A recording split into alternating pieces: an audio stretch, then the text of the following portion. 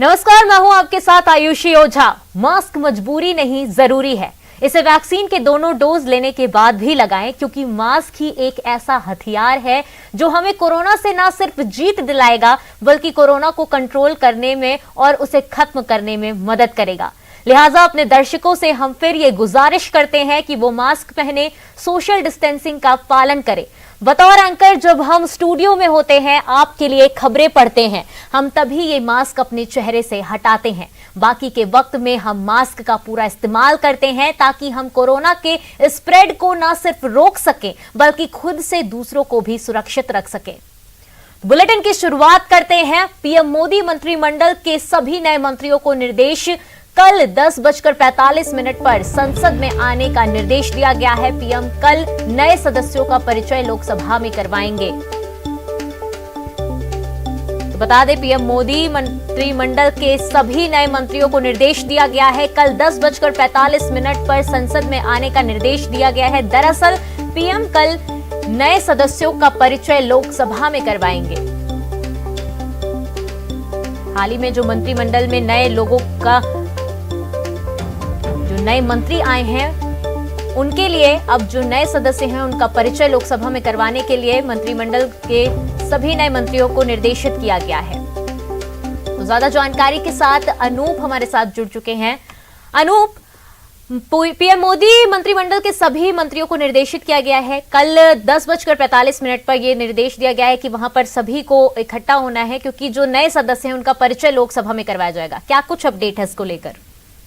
देखिए, आपको बता दूं कि कल से संसद का मानसून सत्र शुरू हो रहा है और सभी मंत्रियों को जो मोदी मंत्रिमंडल के विस्तार में जो नए मंत्री बनाए गए हैं, उन सभी मंत्रियों को कहा गया है कि वो 11:15 बजे से सदन की कार्रवाई शुरू होती है और 11:15 बजे कहा गया है कि वो सभी संसद में मौजूद रहें और खुद प्रधानमंत्री नरेंद्र मोदी सभी नए मंत्रियों का परिचय पार्लियामेंट से करवाएंगे, लोकसभा में करवाएंगे और बताएंगे इन मंत्रियों के पोर्टफोलियो के बारे में। देखिए, ये जो है एक परंपरा है, जब मंत्रिमंडल का विस्तार होता है उसके बाद प्रधानमंत्री नरेंद्र मोदी और संसदीय कार्य मंत्रालय जो है बजाबता सभी का परिचय जो है वो सदस्यों को कराते हैं। ये प्रक्रिया है और इस प्रक्रिया में है।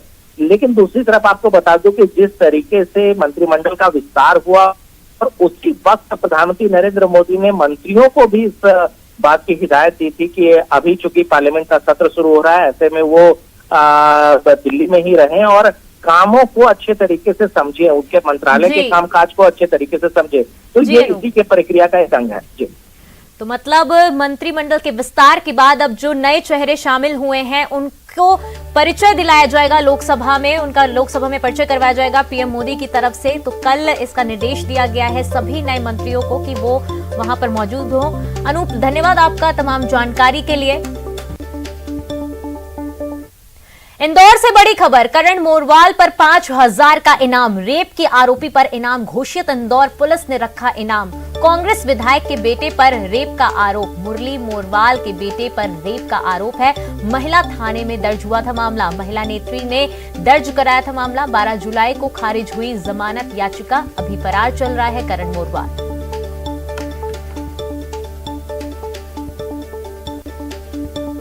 ज्यादा जानकारी के साथ विकास हमारे साथ जुड़ चुके हैं। विकास, ये जो खबर आ रही है, ये जो पूरा मामला है, करण मोरवाल पर जो 5,000 का इनाम घोषित कर दिया गया है, लगातार पुलिस इसकी छानबीन कर रही है, क्या कुछ अपडेट है इसको लेकर? बिल्कुल ऐसी ये महिला थाना पुलिस ने केस दर्ज किया था कांग्रेस के विधायक मुरली मोरवाल के बेटे करण मोरवाल के विरुद्ध, इसमें एक युवती ने इनके खिलाफ गंभीर शिकायत की थी। शिकायत के उपरांत पुलिस ने केस दर्ज किया। चूंकि पुलिस लगातार गिरफ्तारी के इनके लिए प्रयास कर रही थी, गिरफ्तारी नहीं हो पाने पर पुलिस ने इन पर 5,000 रुपए का इनाम घोषित किया है। जल्द ही इनकी गिरफ्तारी का भी दावा किया जा रहा है। तो अभी आगे की क्या कार्रवाई की जा रही है, किस तरीके से इनको पकड़ने की पूरी प्रक्रिया चालू है? जी बिल्कुल, पुलिस लगातार दावा कर रही है कि हर संभव प्रयास उनकी गिरफ्तारी के लिए किए जा रहे हैं। चूंकि रसूखदार व्यक्ति है, इस लिहाज से उसकी गिरफ्तारी अभी संभव नहीं हो सकी है, लेकिन लगातार गिरफ्तारी के लिए हर जगह संभव स्थानों पर तजवीज दी जा रही है। जल्दी ही आरोपी की गिरफ्तारी का दावा इंदौर पुलिस और महिला थाना पुलिस कर रही है। आयुषी। तो मतलब कांग्रेस विधायक के बेटे पर जो रेप का आरोप लगा है उसको लेकर लगातार अब पुलिस कार्रवाई कर रही है और उनकी तलाश जारी है। करण मोरवाल पर अब 5,000 का इनाम भी घोषित कर दिया गया है पुलिस की तरफ से। तो विकास, धन्यवाद आपका तमाम जानकारी के लिए। महासमुंद से बड़ी खबर, बस ने बाइक सवार को मारी टक्कर। हादसे में 2 बाइक सवार की मौत हो गई है, एक घायल बताया जा रहा है। तुमगांव तिराहा के पास ये घटना हुई है। नेशनल हाईवे पार करते समय ये हादसा हुआ। हादसे के बाद बस ड्राइवर मौके से फरार हो गया। घायलों को अस्पताल में भर्ती कराया गया है।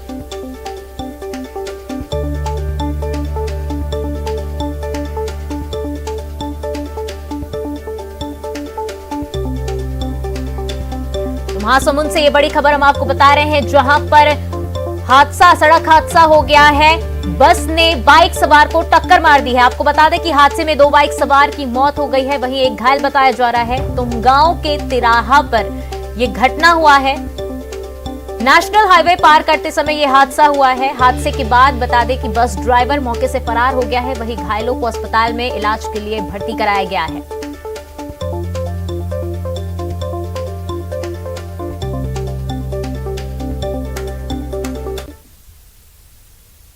गुना पहुंचे प्रदेश के पंचायत मंत्री महेंद्र सिंह सिसोदिया का विवादास्पद बयान सामने आया है। मंत्री सिसोदिया ने कहा कि मुस्लिम लोग 2-3 शादियां करते हैं और 10 बच्चे पैदा करते हैं, लिहाजा जनसंख्या नियंत्रण कानून जरूरी है। वहीं राहुल गांधी के ट्वीट पर पलटवार करते हुए उन्होंने कहा कि सिंधिया खानदान ने बुराई का हमेशा डटकर मुकाबला किया। कमलनाथ, अर्जुन सिंह, डीपी मिश्रा को मुंहतोड़ जवाब दिया। उन्होंने राहुल गांधी पर निशाना साधते हुए कहा कि राहुल गांधी बौखला गए हैं, बची हुई कांग्रेस भी जल्द टूटेगी। दिग्विजय को लेकर कहा कि उनसे मध्य प्रदेश की जनता नफरत करती है। कानून लागू होना चाहिए जिसमें हर जाति के व्यक्ति को पैदा करने की संख्या भी सुनिश्चित होनी चाहिए। मुस्लिम्स में ये सुनिश्चित नहीं है, वो चाहते हैं 2-3 शादियां करते हैं और 10 बच्चे कर लेते हैं। इस पर कुछ करना चाहिए। आपके घर का बिजली बिल महंगा हो तो हो, उन्हें कोई परवाह नहीं। बिजली कंपनियां घाटे में रहें, कोई बात नहीं, लेकिन ऊर्जा मंत्री जी का बंगला चमचमाता रहे। सुनने में थोड़ा अजीब लग रहा होगा, लेकिन ये सच है। बिजली कंपनियां करोड़ों के घाटे में चल रही है। ऐसे में मंत्री जी के सरकारी आवास के रंग रोगन में ही लाखों रुपए पानी की तरह बहाए गए। देखिए ये रिपोर्ट।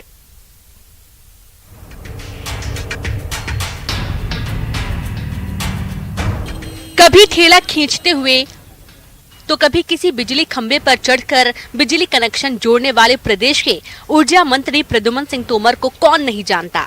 सुर्खियों में रहने का हुनर इनसे बेहतर किसी के पास नहीं। जनता के बीच हाजिर जवाब के साथ साथ सरल और सुलभ मंत्री जी अचानक फिर सुर्खियों में आ गए हैं। इस बार चर्चा में आने की वजह थोड़ी हैरान करने वाली और ध्यान देने वाली है। बिजली कंपनियों की बढ़ते घाटे को लेकर ऊर्जा मंत्री बिजली कंपनियों को खुद खर्चों में कटौती और फिजूल खर्ची पर रोक लगाने की सलाह दे चुके हैं।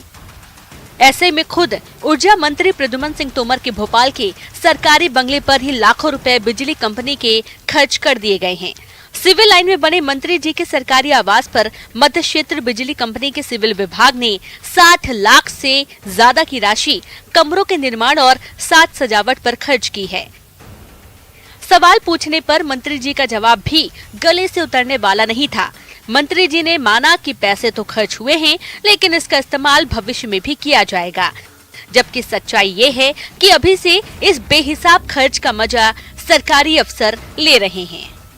यहाँ पे बिजली कंपनी ने जो काम किया है, वो जो ऑफिस से जो है स्टाफ है, जनता की आपको मालूम हो कि हमारे यहाँ 2 शिफ्टों में काम हो रहा है। हमारा स्टाफ भी बैठता है, हमारा एओटी भी बैठता है। तो उन लोगों के लिए बैठने के लिए ये आपको संज्ञान हो कि ये बंगला सी है, तो इसमें कमरे कम थे। स्टाफ को बैठने के लिए बंगले कमरा कक्ष की जरूरत थी, तो उसमें काम कराया गया है। अब ऊर्जा मंत्री के सरकारी आवास पर लाखों रुपए खर्च कर निर्माण और साज सजावट करने की खबर जब कांग्रेस को पता चली तो बैठे बिठाए विपक्ष को एक और मुद्दा मिल गया। कांग्रेस प्रवक्ता का कहना है कि बिजली कंपनियां खुद करोड़ों के घाटे में हैं। ऐसे में सरकारी आवास पर लाखों के फिजूल खर्ची मंत्री जी की दोहरी मानसिकता को दर्शाता है। ऊर्जा मंत्री जी कह रहे हैं कि बिजली कंपनियां घाटों में चल रही है, खर्चों में कम खर्चा कर उस घाटे की आपूर्ति की जाएगी, किंतु ऊर्जा मंत्री जी के ही शासकीय आवास पर बिजली विभाग के व्यय से 60 से 70 लाख रुपयों का अतिरिक्त निर्माण किया गया है। क्या ऊर्जा मंत्री जी बताएंगे कि जब बिजली कंपनी घाटे में है तो बिजली कंपनियों के राशि से उनके बंगलों में निर्माण करना कहां तक न्यायोचित? हाल ही में पावर मैनेजमेंट कंपनी ने 2629 करोड़ रुपए का घाटा दिखाकर इसकी भरपाई के लिए 6.23% बिजली की दरों में वृद्धि की मांग विद्युत नियामक आयोग से की थी। इसमें कोई दो राय नहीं कि इसकी भरपाई भी आम आदमी के जेब से होगी। बिजली कंपनियां घाटे का रोना रो रही हैं। ऐसे में बिजली कंपनी के पैसे से सरकारी आवास पर लाखों का खर्च करने पैसे की बर्बादी नहीं तो क्या है? सवाल ये भी है कि क्या अब आपकी जेब से चमकेगा सरकारी बंगला? अनुराग श्रीवास्तव के साथ न्यूज़ 18 भोपाल। एमपी के आदम जाति कल्याण मंत्री मीना सिंह को नहीं लगता कि महंगाई बढ़ी है। सीधी दौरे पर पहुंची मंत्री मीना सिंह से जब महंगाई पर सवाल किया गया तो उन्होंने पहले तो मनमोहन सरकार को जिम्मेदार बताया, फिर सवाल किया कि महंगाई किस चीज की बढ़ी है। वहीं पूर्व मंत्री कमलेश्वर पटेल ने कहा कि बीजेपी नेताओं के पास पैसा है, इसलिए इनको महंगाई नहीं दिख रही है।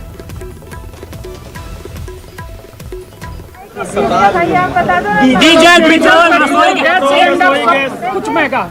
जब 2010 में मनमोहन सिंह जी की सरकार थी ना, तो उस समय उन्होंने मतलब बॉन्ड करके सब खरीदे हुए थे कि बाद में पैसा जमा करेंगे और तेल खरीदते रह गए मनमोहन सिंह जी। अब जब वो जिन कंट्रियों से हम पेट्रोल खरीदते हैं, डीजल खरीदते हैं, जब उनका बॉन्ड था तो पैसा जो आप एक गृहिणी है। जब कांग्रेस की सरकार थी तब इनको दिखाई देती थी, अब महंगाई दोगुनी हो गई। इनके लिए महंगाई इसलिए नहीं है कि इनका जेब गर्म है, इनका जेब गर्म है, इनके पास पैसा है, लूट खसोट मचा रहे हैं।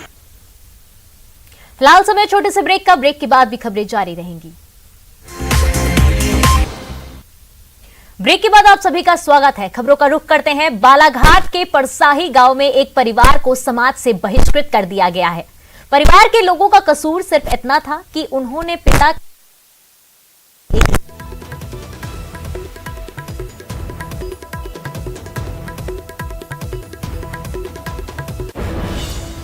पीड़ितों के मुताबिक उनके पिता गेंदलाल का 20 फरवरी 2021 को निधन हो गया था। अंतिम संस्कार सामाजिक रीति रिवाज से कर दिया गया, लेकिन नहावन की रस्म के दिन समाज और पीड़ितों के बीच बहस छिड़ गई। बहस इस बात की थी कि दोनों भाई सर तो मुंडवा रहे थे, लेकिन किंतु चोटी नहीं मुंडवाना चाहते थे, क्योंकि उनका परिवार 2015 में गायत्री परिवार से जुड़ चुका था, जिसके अनुसार चोटी कटवाना प्रतिबंधित है। ऐसे में समाज के कुछ दबंगों ने उनके परिवार को समाज से बहिष्कृत कर उनका हुक्का पानी बंद करवा दिया। अब पीड़ितों ने पुलिस और मानवाधिकार आयोग से मदद की गुहार लगाई है। देना पड़ेगा तो गांव वाले ने उनसे 9,500 रुपए का दंड लिया और उनके भाई राजूलाल मात्रे के जो कार्यक्रम के दिन उसका मुंडन के समय उसका शिखा भी मुड़ा दिए गए, दबाव डाल करके कि आपको मुड़ा नहीं पड़ेगा। ऐसे उनने बस्ती के दबाव में आकर शिखा से तब पूरा मुंडन कराया, तब उनको समाज में शामिल किया गया दंड लेकर के। मेरे पिताजी 20 फरवरी 2021 को खत्म हुआ। उसके बाद उसका दाह संस्कार करने के बाद में गाँव वालों को हम मीटिंग रखे, तो उस मीटिंग में हमने अपना चोटी के बारे में बताया कि हम गायत्री परिवार से जुड़े हैं। शांति कुंज से हमें निर्देश दिया है कि चोटी स्थापना करें, रखना चाहिए।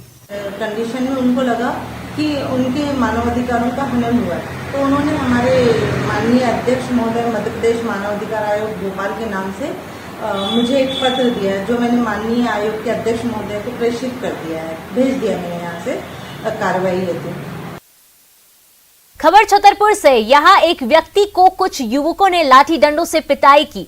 पीड़ित को किसी ने भी नहीं बचाया। इस मारपीट का वीडियो सोशल मीडिया पर वायरल हो रहा है। घटना महाराजपुर के मनकारी के बताई जा रही है।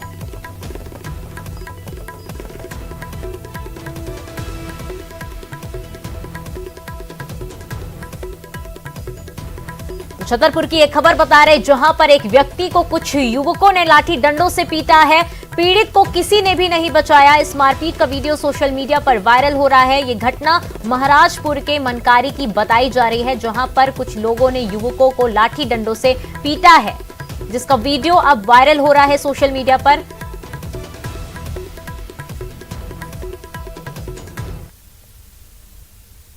रीवा जिले के त्योंथर तहसील के अंतर्गत तमसा नदी में इन दिनों माफियाओं का आतंक देखने को मिल रहा है, जहां खनन माफिया रेत का अवैध उत्खनन करते हुए दिखाई दे रहे हैं। नदी के भीतर माफिया बिना किसी परमिशन के हैवी मशीनें लगाकर रेत का भंडारण और परिवहन कर रहे हैं। बताया जा रहा है कि नौका के जरिए नदी के पानी के चारों ओर रस्सी बांधकर उसमें मशीनों का जाल बिछाया गया है और मोटर पाइप से पानी को बाहर फेंकते हुए रेत जुटाई जाती है। वहीं आरोप है कि प्रशासनिक अमला मूक दर्शक बना बैठा है और कुछ कहने को तैयार नहीं है।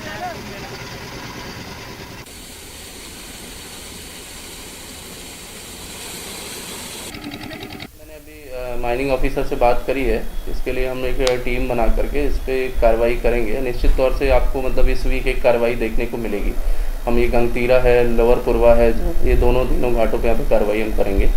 निश्चित तौर से कार्रवाई होगी इस वीक। सर, सामने से ट्रैक्टर के रेत निकलते हैं, हाँ। कोई कार्रवाई नहीं होती, चाहे थाना के सामने, हाँ। चाहे कार्यालय के सामने से, तो नहीं ये बगल में से हो रहा है। अच्छा, मैं इसको दिखवा लेता हूँ। एक्चुअली मेरे तो देखने में नहीं आया है। हालांकि सभी थाना प्रभारियों को और एसडीओपी साहब को ये मैंने निर्देशित कर दिया है, पत्र भी लिख दिया है कि ऐसी कोई भी कार्रवाई होगी तत्काल उसके ऊपर स्ट्रिक्ट एक्शन लेंगे। ग्वालियर में बदमाश बेखौफ हैं और लगातार लूटपाट की घटना को अंजाम दे रहे हैं। अब यहां टैक्सी कार की लूट की घटना सामने आई है। 3 से 4 शातिर बदमाशों ने मिलकर फिल्मी स्टाइल में वारदात को अंजाम दिया। ड्राइवर को मारपीट कर कार से बाहर फेंका और गाड़ी लूट ली। घटना डबरा सिटी थाना क्षेत्र के ग्वालियर झांसी हाईवे की है। बताया गया कि कार डबरा से ग्वालियर के लिए किराए पर ली गई थी। राहगीरों ने घायल ड्राइवर बंटी शर्मा को अस्पताल पहुंचाया। टैक्सी कार लूटी।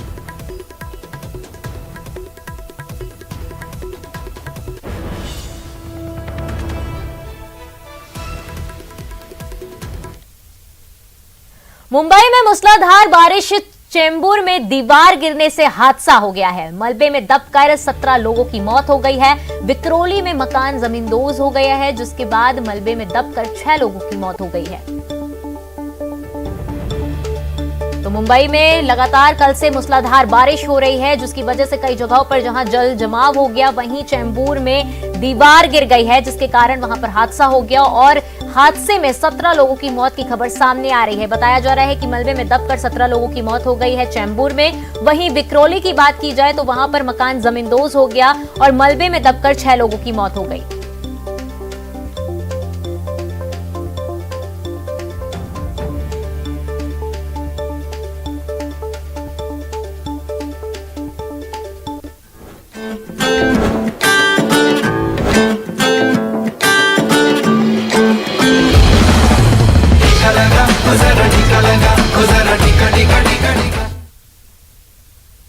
जो अपनों से करते हैं प्यार, वो भला कैसे करेंगे वैक्सीन से इनकार। जी हां, तभी तो मध्य प्रदेश के नरसिंहपुर में बारातियों के साथ शादी के लिए पहुंचे दूल्हे को जैसे ही वैक्सीनेशन का पता चला, दूल्हा दुल्हन का हाथ थामने से पहले वैक्सीन लेने पहुंच गया। इसी को तो कहते हैं जीवन साथी के प्रति सच्चा प्यार।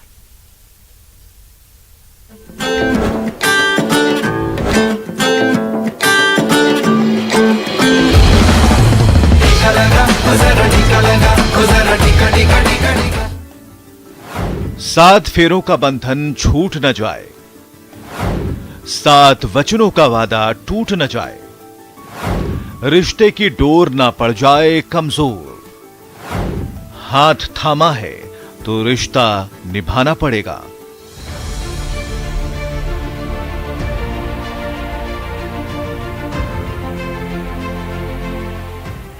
एमपी के नरसिंहपुर में इस दूल्हे राजा ने जब शादी के ठीक पहले टीके की पहली डोज ली तो नरसिंहपुर के तिनसरा गांव में दूल्हे को देखने के लिए लोग उमड़ पड़े। लोग हैरान थे, उन्हें यकीन नहीं हो रहा था कि दूल्हे के लिबास में बारातियों के साथ पधारे दूल्हे राजा शादी के मंडप के बजाय यहां कैसे पहुंच गए। लेकिन जब गांव के लोगों को दूल्हे की सोच का पता चला तो लोग वाह वाह कर उठे। लिहाजा खुशी में ग्राम सरपंच के प्रतिनिधि ने तिलक लगाकर दूल्हे का स्वागत किया और मौके को यादगार बनाने के लिए तस्वीरें भी खिंचवाईं। बारात आई थी यहाँ तो दूल्हे का स्वागत किया और वैक्सीनेशन कराया। उसके बाद शादी के अन्य कार्य पूरे हुए। शादी के मौका था, दस्तूर था और रस्म अदायगी और कस्मों को निभाने की बेला थी, जिसे दूल्हे राजा ने बखूबी निभाया भी। बस फर्क इतना रहा कि शादी से पहले दूल्हे ने बेकरारी के बजाय अपने होने वाली जीवन संगनी के प्रति ईमानदारी दिखाई और शादी के फेरे लेने के पहले उसने टीके को तरजीह दी। 300 टोला ग्राम में आज एक बारात आई हुई थी जिसमें हमने दूल्हे का वैक्सीनेट फर्स्ट डोज लगाकर उसको वैक्सीनेट किया। कहते हैं रिश्तों की नींव में सबसे ज्यादा महत्व भरोसे का होता है। इस दूल्हे राजा ने टीका लेकर अपनी जीवन संगनी के प्रति उस भरोसे को कायम कर लिया है। उम्मीद है जिंदगी के सफर में किए गए वादों को शिद्दत से निभाने की ईमानदारी देखकर दूसरे लोग सबक लेंगे और कोरोना के खिलाफ छिड़े जंग में टीका लेकर अपने और अपनों के प्रति ईमानदार बनेंगे। Bureau report, news 18 network.